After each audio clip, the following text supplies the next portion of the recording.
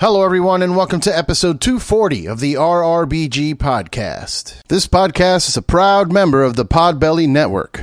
Go to podbelly.com and check out all the amazing shows we have on our network, including the Sofa King podcast, Robots for Eyes, Art and Jacob Do America. I mean, there's one for everything that you're into. If you're into Magic the Gathering, they got you.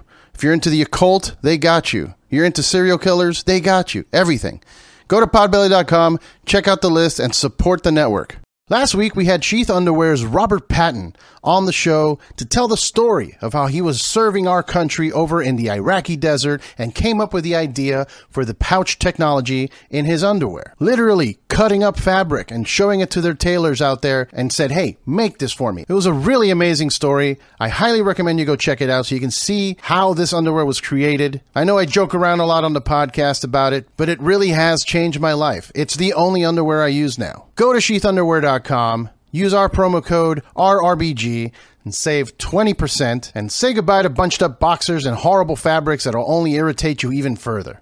This episode is also brought to you by Killcliff. My friends over at Killcliff make the best energy drink you can buy in the market today. Clean energy, none of that crap that they put in Monster or any of those Red Bulls. No sugar, just clean power for all the grind you're going to have to put in today. And if you're not grinding today and you just want to relax, they also have CBD drinks to help you recover from any injuries you may have, any kind of inflammation. Maybe you went a little too hard at the gym. CBD drink will get you right back on track. Go to their website, killcliff.com. Check out all their different flavors. My personal favorite Ignite drink is the Cherry Limeade. And in the CBD category, you have to try the Joe Rogan Special. It's the Flaming Joe Pineapple with Jalapeno. It's not that spicy. You just get a little bit of a kick at the end. It's delicious. Go to killcliff.com and tell them that RRBG sent you.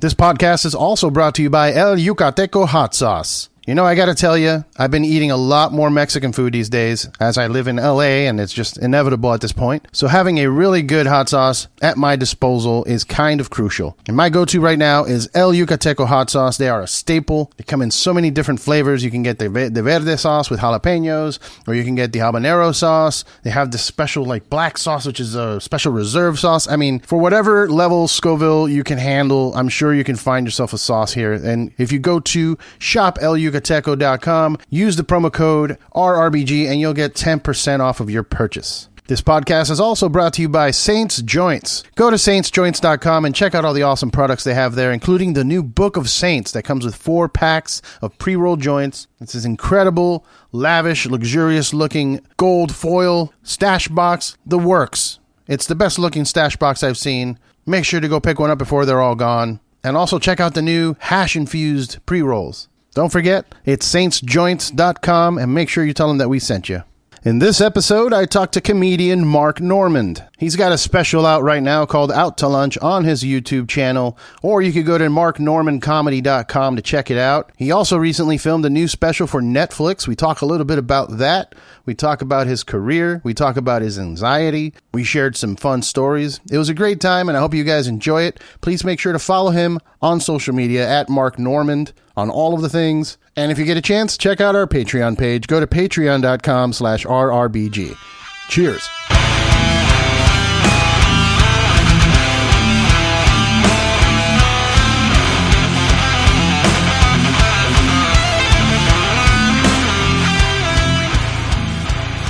Hey.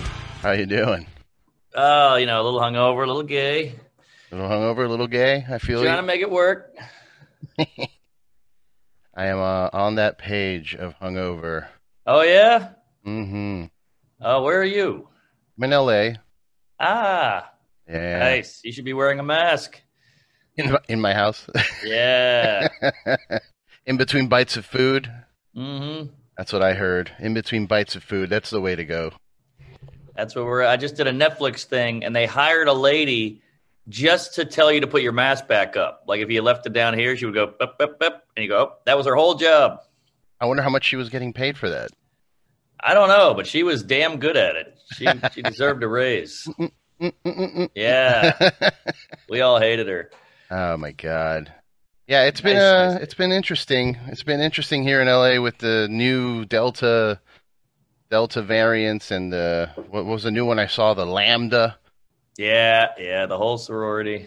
Well, the Lambda kind of, I could see it already. I can see the conspiracy guys already. Like, the word lamb is in it. You're being sheep. Right, that's going to happen. It's going to happen. Barack Obama was born in August, so that means he's a Leo, which means you're lying. Yeah. There's always something. Yeah. I'm going to keep all this in, but I'll do a little intro for you. You know, is that important to, I feel like it's important for comedians to get a proper introduction on stage.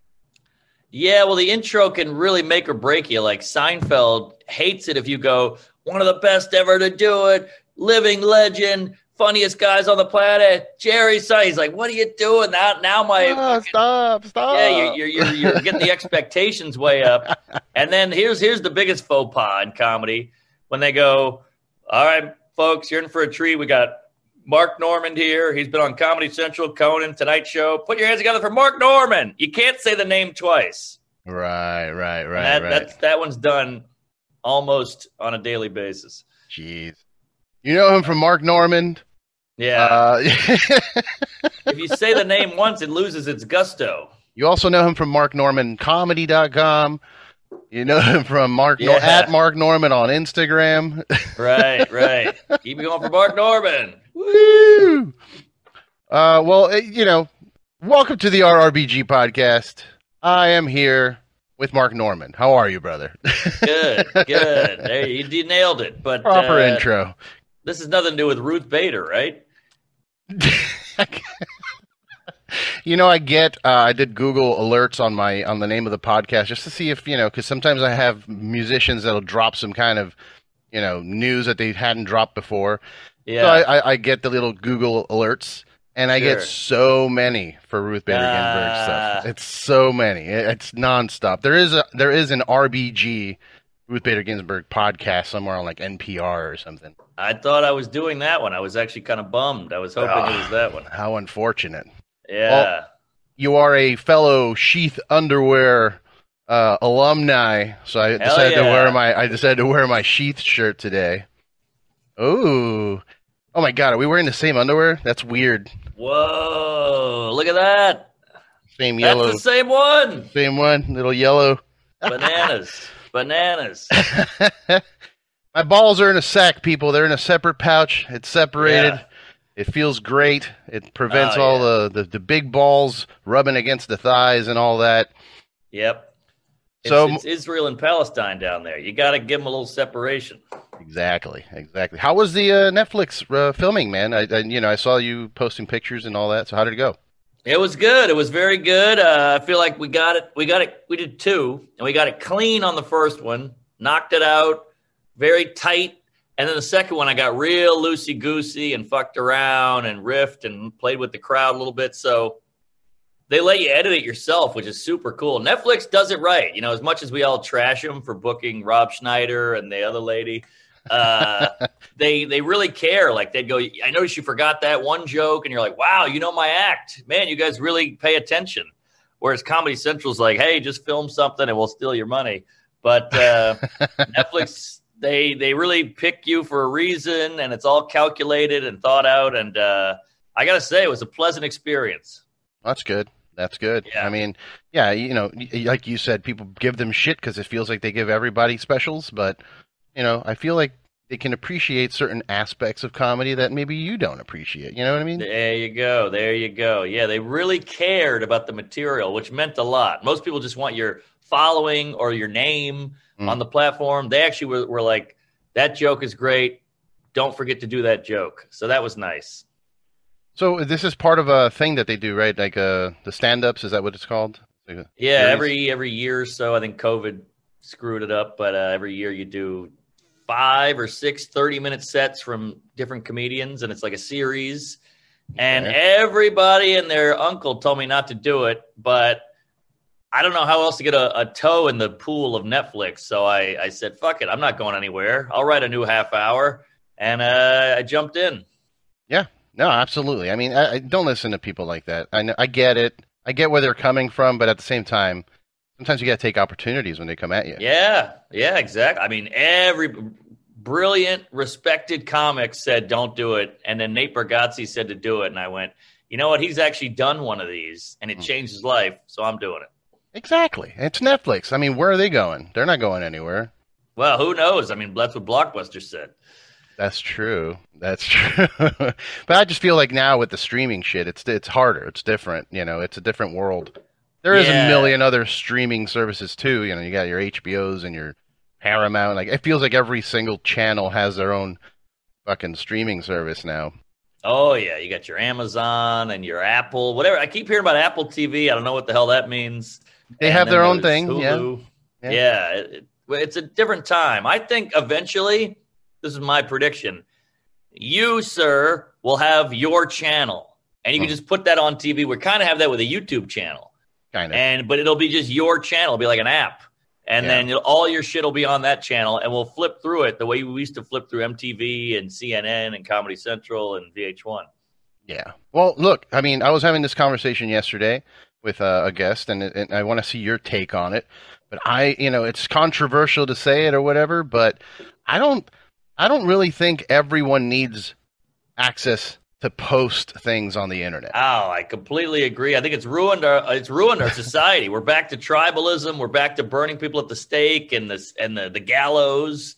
Yeah, it's not good. It's not good. Twitter is evil, and it's hurting us, and it's doing more harm than good. Look, I like a zinger every now and then, but I don't know, man. It's people get real wacky on that shit. Yeah, and I mean, I believe in freedom and freedom of speech and all that. And I'm okay. I'm even okay with tweets, because tweets are just like comments in the air. But I mean, like, putting content out, like putting videos out. I don't think everyone needs to be doing that. Like, there's dudes posting, hoax videos on TikTok, like, oh, look, the government told me to dump oil everywhere, and it's like that's not real. And now, but then, grandma out in Arkansas believes it because it's all in the video. I saw it. Yeah. I mean, it's just the nature of things. Like, things get invented and they help so many people. Like, social media and the internet has helped so many people. Tutorial videos, surgery, how to change a tire, how to do all that. Like, these videos are amazing, but much like fire or water or the automobile, it can also ruin you. Mm-hmm. Hey, fire kept us alive, keeps you warm, cooks your food, but it also burns your house down. And I think the internet is similar, where, it's the special, amazing new thing, but it could also ruin you. Yeah, absolutely. I mean, well, we've seen it ruin other people's careers. Oh, yeah. So you just filmed this Netflix thing, but you had the Out to Lunch special come out on YouTube not too long ago, May, I believe. And so what's the benefit of putting out a whole special, like, on YouTube just like that? Like, did they approach you? Did you just do that on your own? Like, how was that? I mean, I've told the story many times, but it was a huge failure. I had this hour cooking, and I was like, this hour is hot. It's really working in every city I go to. I was on the road for years and years and years, every weekend, just banging it out. And then one day I said, we got to try to get this on Netflix or HBO or whatever. Nobody bit. Other people were selling shit. I was like, look, I'm nobody. I have no juice. So I said, I bet if we shoot it, they'll buy it. All the hard work is done. We did all the legwork. All they got to do is sign a check, and we'll give them the film. Yeah. And they still didn't buy it. So after that point, I just had to suck it up and go, well, I got to stop doing this hour. Everybody in America's heard it. So let's just put the fucking thing on YouTube and just kind of take the loss. And it turned out to be the best thing ever. Yeah. I mean, YouTube's doing things to pay people now. Yeah. Sort of. Sure. Monetizing. I mean, you've got 300,000 followers. I'm assuming you've got all those partner things with YouTube and everything. Yeah. Well, I guess. I don't know. I got to check in on. I'm so bad with that kind of stuff. I gotta get my queef together. I get people all the time like, this special got me through. My dad died, and it brought me and my dad closer. My mom loves it. Now we talk about it. We watch other comedy, and thanks for putting it up. It's so funny because you see all the comments on YouTube like, this guy's a fucking saint, man of the people, putting this out for free, letting the people have it. I'm like, trust me, buddy, I tried to get a nickel out of you. Don't get me wrong, But I'm glad you enjoyed it. I'm glad it meant something to you and you liked it. Yeah, no, I thought it was great. I mean, that was the first hour I saw of you because I met you at Kill Tony in the Comedy Store. Oh yeah, sure. That was That's fun. where I discovered you and found out about you for the first time. But we actually hung out a little bit in the back, the Uh-huh. patio. It's Oh yeah, yeah, yeah. Good time. That was pre-COVID.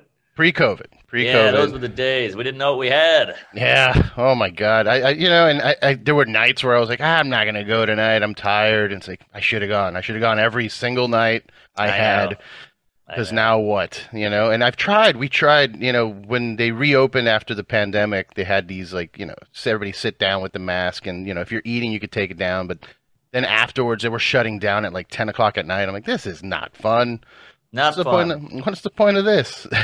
Brutal, brutal. And then you thought it was going to go away, and you're like, we got out of it. We did a full year and change. We got the vaccine. America, here we go. Ah, Delta, blow me. So what was how's New York dealing with this? Because I hear they're just not as bad, but pretty bad compared to LA. Yeah. Well, New York, I mean, it's this magical city full of energy, and that part is kind of gone, but it kind of came back, and we're in this weird place, not on LA level, but we got the hobos, and during the pandemic, they got real brazen and like, this is our city now. No one's on the streets. And Yeah. now the streets are open for the public, and the hobos are like, wait, this was our time. And so we're clashing. There's a lot of slashings and stabbings and fights on the subway and shit. So it's a weird time in New York. It's not great.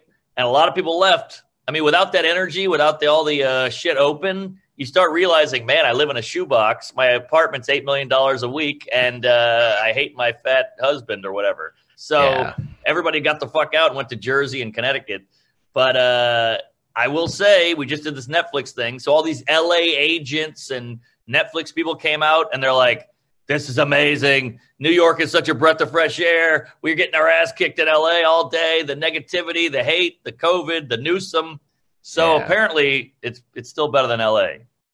It's so funny that's the case. I'm from New Jersey, so I get it, and I'm old enough to know that New Jersey wasn't not New Jersey, but like New York wasn't cool. Like let's just go have a cool comedy show and get ramen and Yeah. go to a brewery. Like I remember Brooklyn being super dangerous. So, Oh, yeah. Oh, yeah. before For all the sure. hipsters took over. So, but it's fine. I like ramen and breweries. Yeah. I like beer. What can I say? Yeah, and safety. And safety. Safety's nice. I couldn't go to a Yankee game without getting, my dad getting stabbed back in the day. Yeah, I mean, I moved to Crown Heights in '07, and I got mugged twice. People don't get it. People don't get how dangerous it can be. So it's that weird Colin Quinn toss-up. What would you rather? Little excitement and a stabbing, or fucking cookie cutter and M&M store? Like, what's worse?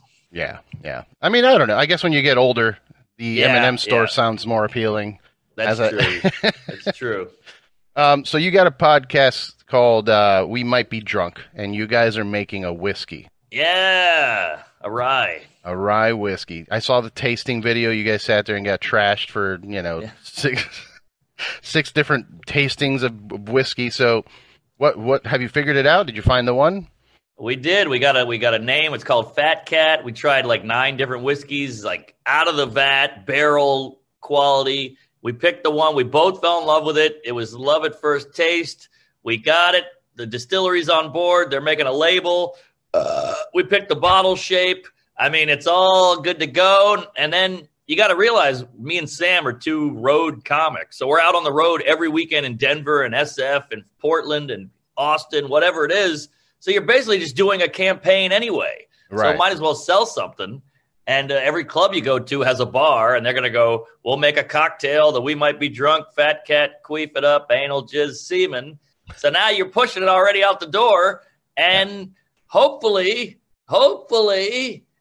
in 20 years, we can pull a Ryan Reynolds and go, hey, you want this fat cat? Give us 20 bill and we'll blow you. Right. Yeah. Yeah. I mean, that's the dream, right? Yeah. That's the dream. I did a beer recently, but beer is a little more, it's not that, there aren't Ryan Reynolds buying up breweries. Right. Good for you, though, man. That's cool. It's fun. It's very adult. It's entrepreneurial. You're trying shit. Yeah. Sorry, I Good lost on my you. connection. Give me 1 second. Oh, shit. Sorry. Where'd it go? Where'd you go? There it is. Come on. What's happening? Uh-oh. What's happening? Where's this cable going?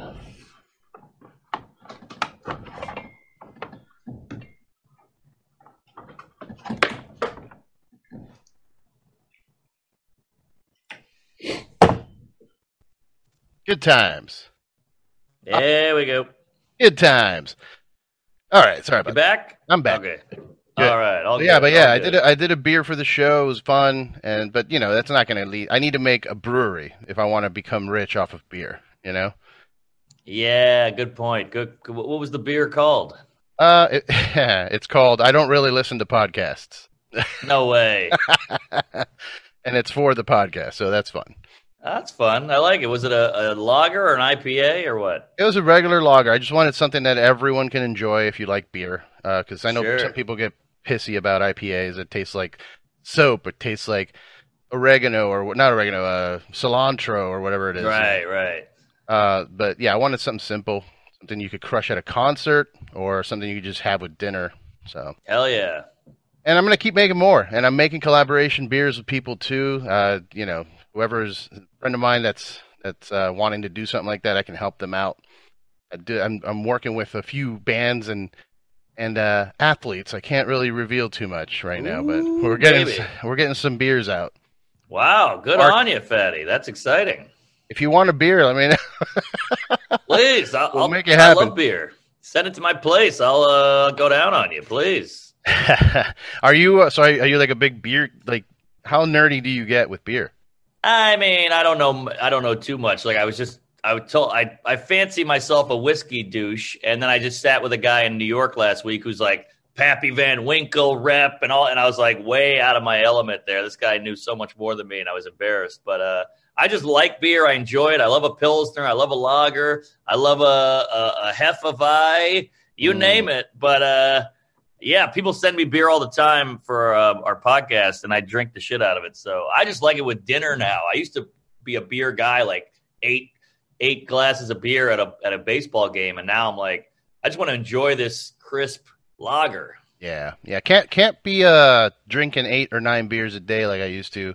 Same. Get fat and get nice and fat, get nice and sick too. The you know, your immune system drops and especially with all this virus shit going on. You don't want that. Yeah.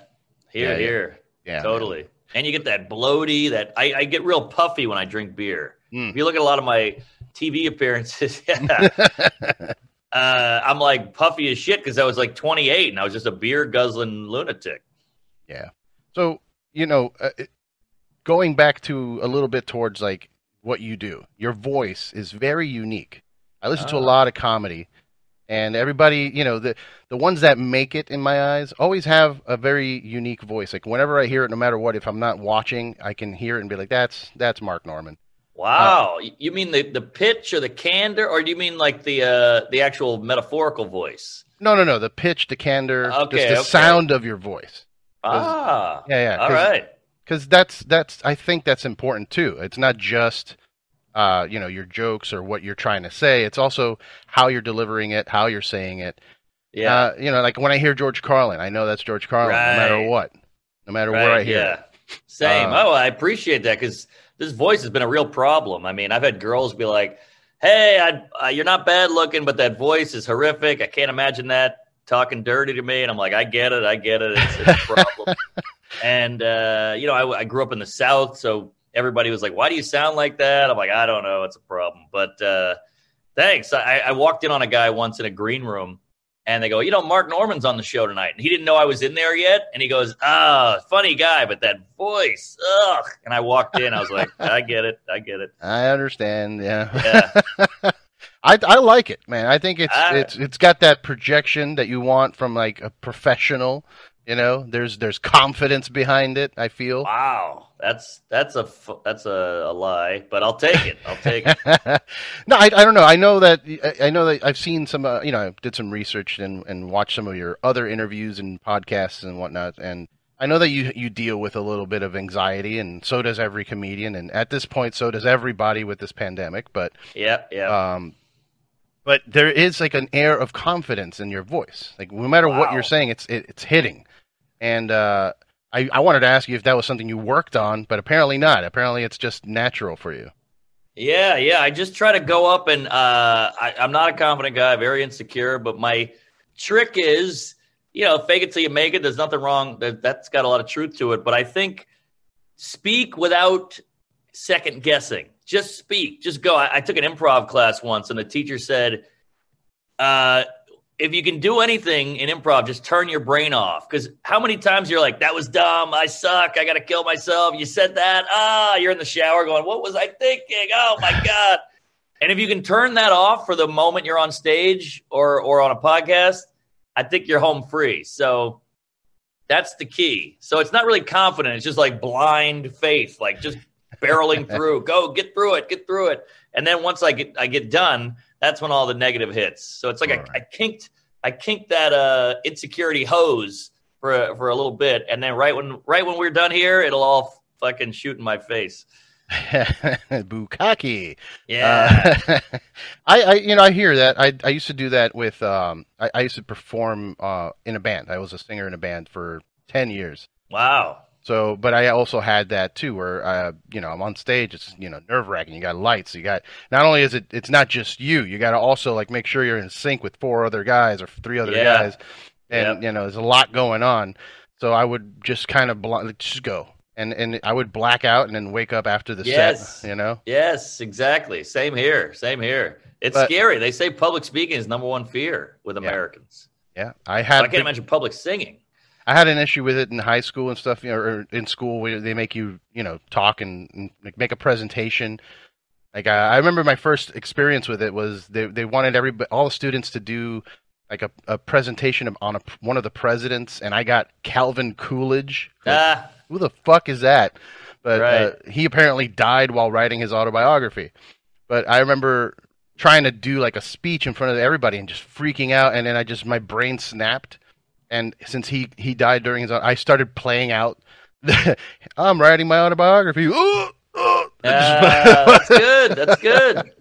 But it's nerve wracking. But yet there is that moment where you, like you said, you kind of just pinch the hose and black out and do the thing. But isn't that even more nerve wracking thinking about where we're at now with cancel culture and all this bullshit? Like, what if you say something and now your career is ruined?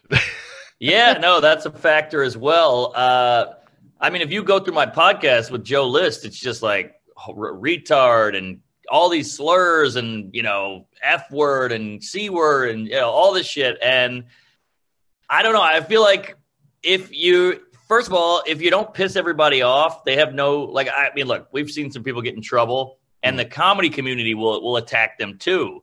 And I'm like, I think you were mean to some of them maybe. And now they're getting their revenge. They might not think you did that thing, but they're like, I never liked this guy, so fuck it, let's double down. And look, I don't agree with that. I don't like to live that way. I think it's pretty gross and tribal and scary. But I don't know if you got a good intention and it's clearly for humor's sake. I hope people can see past that. I mean, some sickos don't and just use it like that was clearly a joke. And they go, I don't care. We want to like ruin your life. It's exciting. Yeah. And you're like, all right. But I don't know. Maybe I'm not big enough. Maybe if I was a huge name, I would get taken down pretty quickly. But I don't know. I think if it's just words and you're clearly joking, I think you're okay. I don't who the fuck knows? Either way, I'm going to keep doing it. And if they kill me, they kill me. But I got no ill will or maliciousness. And I think dark humor is funny. And I hope nobody, if you take it seriously, you're pretty stupid or you're lying. So either one, or like you said, you're trying to ruin that person's life on purpose. Yeah. Why is that not frowned upon? It's like if you make a fat joke or a trans joke, you got to burn at the stake. Oh my God, you're so insensitive. You're so offensive. But how about this guy making something up to ruin my life and ruin my career? Isn't that also gross and evil? At least my thing was attempting humor. This guy is just attempting pain and inflicting sadness on someone. So it's a very strange. That's what drives me nuts about the canceling. And then we can leave it because I bitch about this too much. But like, look, Shane Gillis got in trouble with SNL, and everybody's like, he's fine. They always do that. He's fine. You're like, how do you know? The guy was depressed for 6 months. He was in the newspaper with R. Kelly and all these other people. Like, it ruined his brain for 6 months. Yeah. Where's your compassion now? Well, it's like if they deem you inappropriate, they have carte blanche to just fucking steamroll your psyche and your the mental anguish. I don't know. You're a famous comedian. You're fine. Yeah, You're fine. he's selling tickets. It helped him. What are you kidding? He had his dream job and it was taken away. How do you know how he feels? Exactly. You're so compassionate until and there's no repercussions at all. Like there's none for these people. I find it very strange and cruel. Yeah. You know, and we pick and choose. Sorry, like you make a Lena Dunham fat joke, you're the worst person on earth. You make a Chris Christie fat joke, you get a high five. It's like, I don't care either way. Make fun of anybody, but you can't do that. Oh, well, but he's a bad guy. To you, maybe she's a bad guy to some other guy. Like, it's very one-sided and biased, and it's fucking scary and weird. Yeah, it's slander. It's slander, and it should be illegal. Yeah, it should be illegal, or at least some kind of repercussion. Because, like, here's the way I see it. If someone's slandering me and I run into them in the street, they're getting punched in the face. That's a better system. You know what I mean? That's just hey, who are you and why are you talking like that about me? Like, but there is nothing. They don't. It's the keyboard warriors that are online and anonymous, and they don't give a shit. Cyberbullying, and those are the same people that are cyberbullying people online. Like even like, non-famous people, just like anybody. Just hey, you're that video game you like is garbage, and you should kill yourself. Like what the fuck? I know exactly. Yeah, it's complete bullying, and it's under the guise of this kind of heroism, activism, like. We're shutting these bad people down. It's like, but you're also bad. I don't know. It's so clear and obvious and black and white, but I don't know. And there's like these weird trends, like now it's Asian hate time. We got to support Asian. Okay, that's just over. Asians are fine now, and then we go. Now we don't got to support them anymore. Yeah, we don't got to support Asians. Like, so now, if you get caught saying a black joke now, it's worse than if you get caught saying a black joke when we're not in a hashtag time period. It's all very flimsy and flip-floppy, and I don't know. It's a bummer. It's a real bummer, and it wasn't around when I was younger, and it's sad that this is some kind of just new thing, and everybody's like, it'll swing back. I'm like, I don't know. It seems like it's here to stay. And if there is a swing back, it's because of something like I was mentioning earlier with we need to limit who's posting shit online. Yeah. And then that comes with a whole other bag of problems like, oh, we're communists. We're now under this dictatorship. Right. Like, we have no freedoms. And, like, come on. Yeah, Back, when I was a kid, you talk shit, you get hit. That's it. That's it. That's a solid way to do it. It's a good system. But, I don't know. Silence is violence. Violence is violence. I wanted to get a little deep because, I don't know if you've talked about this in the past or not, but we were talking about anxiety. I've recently, in the last year or two, have been kind of dealing with my own in terms of figuring out where it's coming from and opening up all those boxes. Like when I've seen you talk about, your childhood being kind of like your parents were off on their own, kind of doing their own thing. Yeah. Was that, do you think, the kind of just the foundation of your anxiety and depression or anything like that? Well, I think, not to get too queefy on you, but sorry, a little semen in the throat there. But gotta let it get it and loosen it up. Yeah.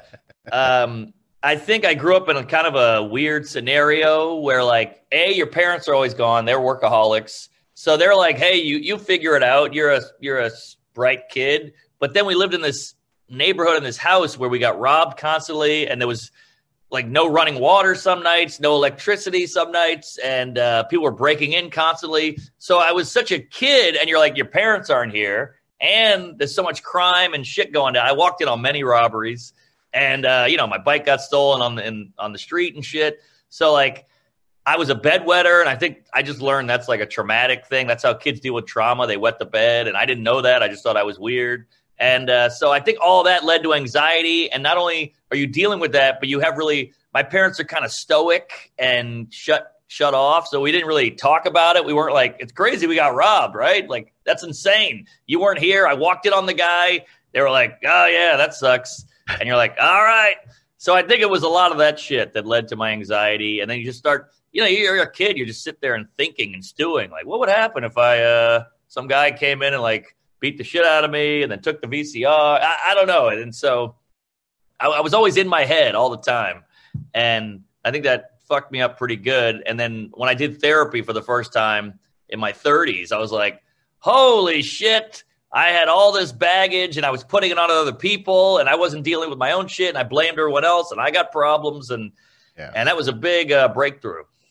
Now, it's weird to hear that, you went through all that and you have anxiety and all that, and then you still chose to do a career where you're in front of a bunch of people, exposed and kind of being vulnerable and putting yourself out there. What led you to kind of pursue comedy and not like, say, a band or, bartending or whatever it is? Like, why did you choose comedy?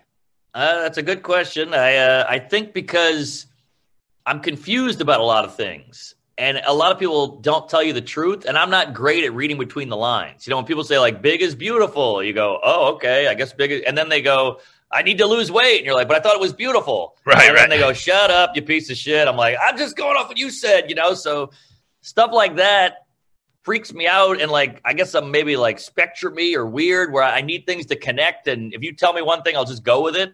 And I've always been a little off in that way. My teacher thought I was mentally retarded in third grade because I took a test and it said circle the instruments. And so you circle a trumpet, you circle a piano, and I circled a saw. And she was like, okay, he's clearly retarded. And my mom was like, why did you pick a saw? And I was like, I saw a Marx Brothers movie where the guy played a saw. It was a goof. And she was like, oh, okay, he's not retarded, but the teacher didn't buy it. So it's just shit like that where I'm so literal. Yeah. And comedy allows you to not only have an outlet, get laughter, but also you can kind of throw your thoughts out, and whether people agree or disagree, they react, and it lets you know what's real. Yeah. Comedy is all about, when you break it down, it's about the honesty, it's about truth, and no one will really tell you the truth, especially now, which I think is why comedy is so popular. So it was just like a calling, like, this is it. This is my thing. Not only is it fun and exciting and challenging, but it's also therapeutic because they're laughing at shit that's real. And I needed that. Yeah. Yeah. Well, that's good. I'm glad you found that. I'm glad you found that answer because, a lot of people don't. And that's how you end up with, people getting suicides and or shooting up a building because they're just so miserable. They chose the wrong career path. They chose the wrong life choices, the wrong girlfriend. Everything just goes wrong and then eventually just blows up. Yeah. I mean, I wouldn't say I was a dumb kid. I was a horrible student, but like shit would fuck me up when people would say, I don't see color. And I was like, oh, so you're colorblind. And they're like, no, I just mean with different races. And I'm like, oh, is that so? Are you dumb? Like, what are we doing here? And shit like that would fuck me up. And that's so right then you're like, this is a perfect joke premise. Like this is exactly what I should be talking about. And right when I figured that out, it was all green lights for comedy. Like, let's talk about shit like this on stage. Yeah, that's good, man. I'm glad that you found that. Like I said, thanks. It makes sense. It works for you. Like when I saw you on stage, it just this guy's been doing it for his whole life. Wow. That was my thought process. I'm like, oh yeah, this is a comedian who's been doing it for a very, very long time, and he knows his craft, and he's probably a nerd that just sits at home writing, planning it all out, and you got it. Yeah. I mean, I got the notebook right here. I'm going to do some writing after this. And it's like Howard Stern. Howard Stern is this like insanely inquisitive, curious guy. And he just happens to be the best interviewer of the last 50 years or whatever. So it's like, it's just in you. You got to everybody's got a thing. You just got to figure out the avenue and what it is. And it's probably like Howard Stern said, his parents neglected him. He had all these questions. They wouldn't answer him. So now he's got Mel Gibson on, and he can actually go, what is that about? Why'd you do that? What did that mean? And we're all going, oh my God, this is exactly what I would want to ask. And it's the same with comedy. Like, I don't know, there's so much phoniness and weirdness and comedy in the world that I don't know. It's a perfect job for me. Okay. So I'm getting too into it. No, it's good. If you couldn't do comedy, let's say right now comedy was canceled. That's it. We're done. We don't want to hear it anymore. Yeah. What would you do? Well, at least try to go behind the scenes and do something comedy adjacent, like punching up scripts or writing for a TV show. But if all that was out and we're talking just real, actual job, I would go FedEx guy or UPS guy. Really? No bartending? Nah. Too much people stuff. Too much people. You got to chat with the guy. How was your day? You're cleaning the glass with the towel. I don't know. I would go UPS guy. No office. You're in the truck. You got the door open while driving. One of the only people who get to do that. Everybody loves a package. You got shorts on. You're probably getting some housewife banging going, too. Let's be honest. You got the brown pants on. Your ass looks good. You got a package. You knock on the door. Yeah. Hey, I got this package for you. She's like, I bet you do. Exactly. Everybody loves a package. You get to be a bearer of gifts. You got your podcast going. You're driving. You got music going. So I like the out of that. I used to work in an office. Whenever they would say, anybody want to deliver this to 13th Street? I go, I'll do it. You get out of the office for a minute. You get some fresh air. So UPS guy all day. Yeah, I hear you. All right. That's good. I liked the bartending thing only because I get to drink on the job. Wow, that's nice. That's nice. Yeah. Yeah, when shit hit the fan for me, I ended up taking up I had a job. I was selling beer on the road, and everything was great. And then I got hit with a car accident, the whole thing.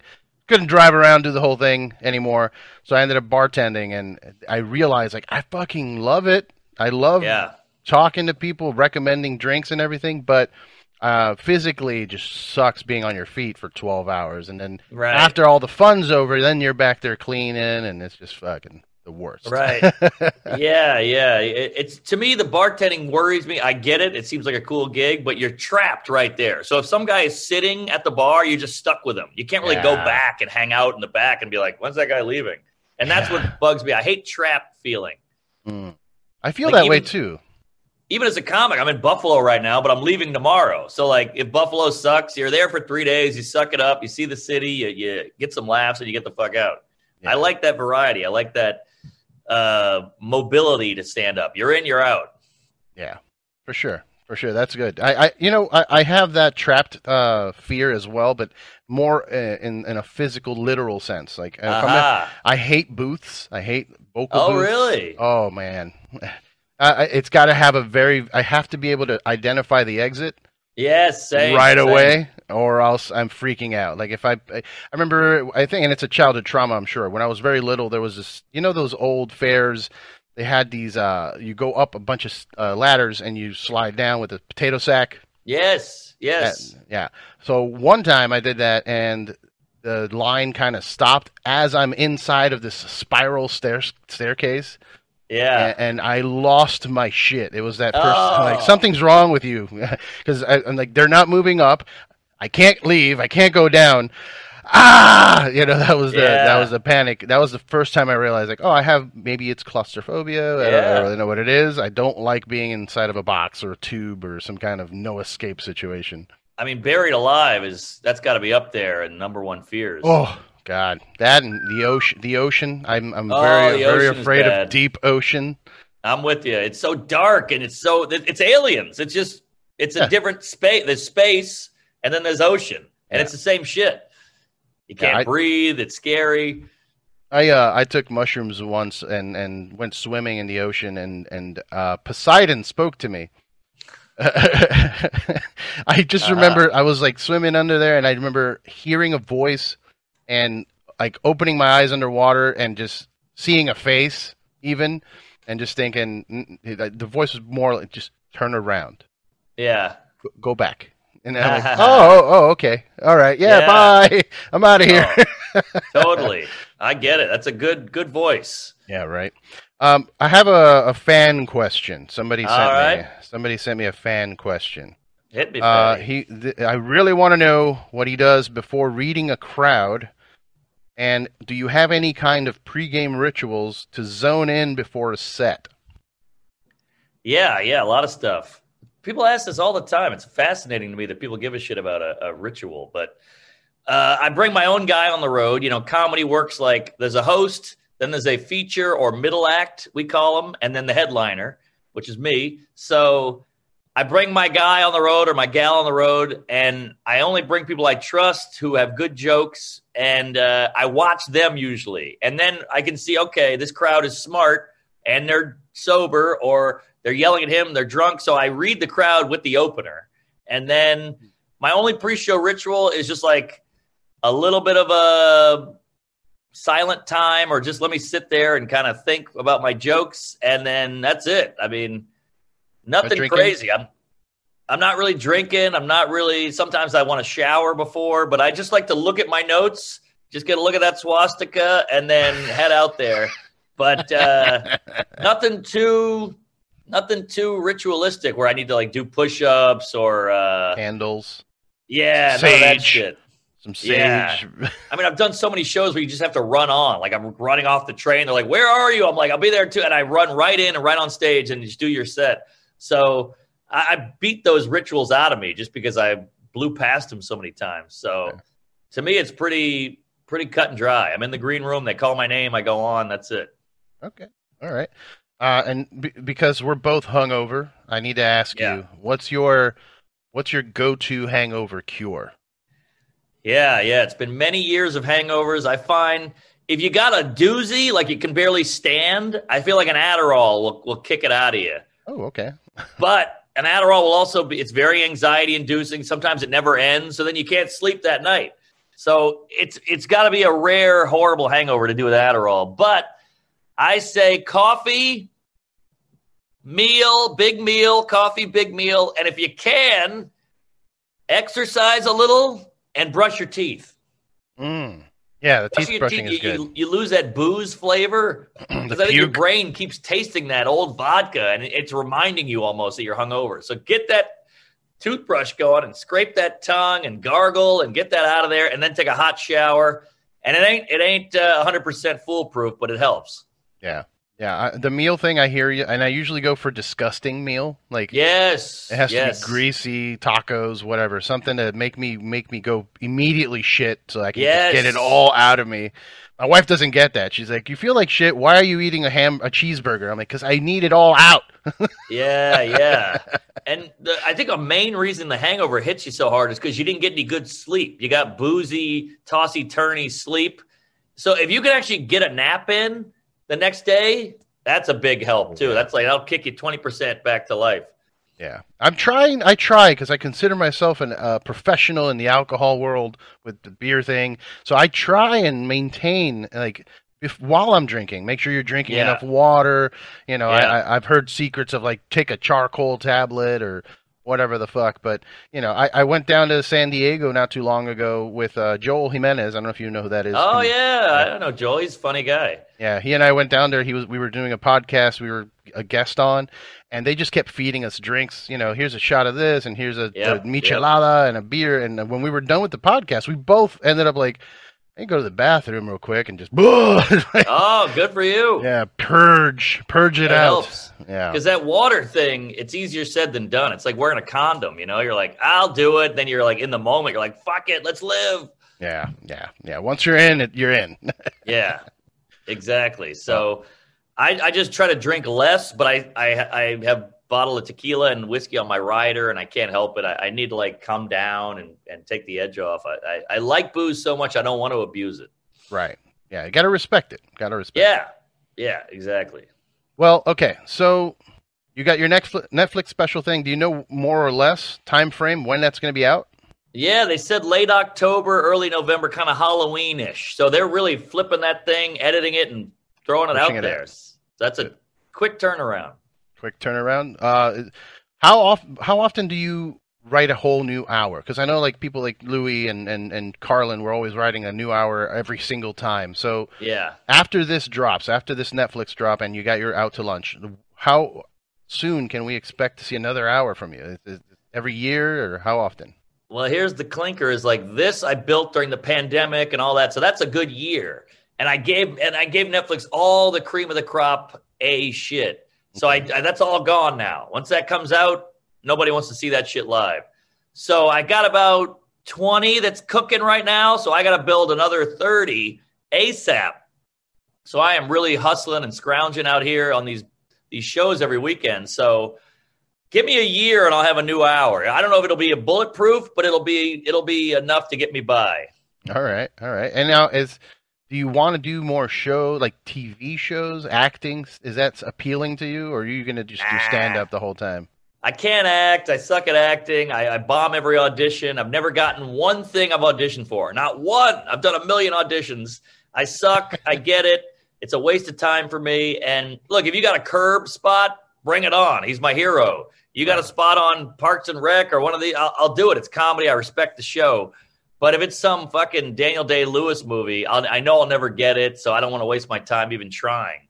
Right. So well, how about one of your own sitcoms, like the Mark Norman Show, that would be cool. But I mean, nobody's knocking down my door. Nobody's like, "Hey, straight white guy, we need to hear your take," So I don't even think about it. That was an old kind of trope. You do the stand up, you get the sitcom, you become rich and famous. I don't think that's happening anymore. So and it's like a DIY time. Like make your own reality show, put your game show together, man on the street videos, whatever. Don't even wait for these NBC queefs to knock on your door because that shit is over. Yeah, you got all the tools at your disposal. Yeah. You have a leg up personally because you've got 300,000 followers and that you have a built-in audience, really. So hell yeah. You whatever you do, you're going to have people supporting you and following you wherever you go. So if you decide to make your own fucking sitcom, you could do it. Yeah, thank you. We'll see. At Mark Normand, you've got We Might Be Drunk. Yep. You also got what's your other show? The Tuesdays with Stories. I was going to say Tuesdays. Yeah, that's what we call our listeners. Tuesday with Stories with Joe List. Yep. Are you planning on maybe even doing your own podcast, like just you on the top of a mountain somewhere talking about? I'm canoodling with the idea of a Patreon thing. Like I mentioned, having your own channel. I'm going to try to do that with Patreon. Like just have a quick podcast. All this crazy. I got a guy following me now, and he films every show, films the green room, films the city. We get a shot of everything, and he's putting all that together, and it's really cool footage. I mean, I'm talking behind the scenes at Tonight Show, at the Garden, at the Netflix like all this amazing footage. He's filming everything, and no one has really tapped into that too much. So that might be my Patreon thing, and that's in the works. But I don't know. I got 2 Patreons with a pod already. I don't know if anyone's going to want to buy another one. So it's an idea. People support, man. People support. As long as you're putting stuff out there that's funny and good content, I think people will be into it.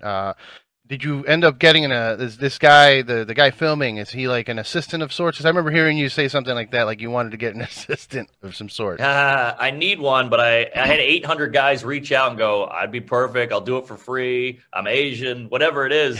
But I still need an assistant so bad that I would read these and be like, you need an assistant to hire your assistant. Yeah, exactly. So I'm all over the road. I can barely add or subtract. And, I said yes to this, and then I totally missed it. And you're like, hey, I'm ready. I'm like, oh, shit.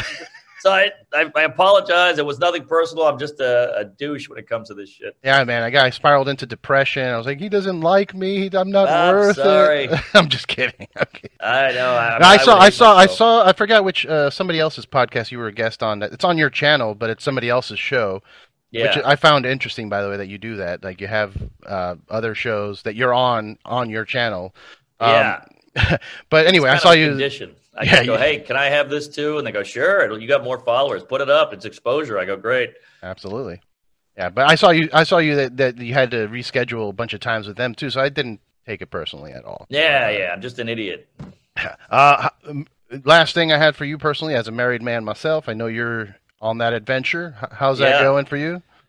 Good. I feel like a grown-up. I never thought I'd do it. I've been shitting on marriage for 20 years. I still think it's a bit antiquated, but you do it for her. She does anal. I do the marriage. We call it even.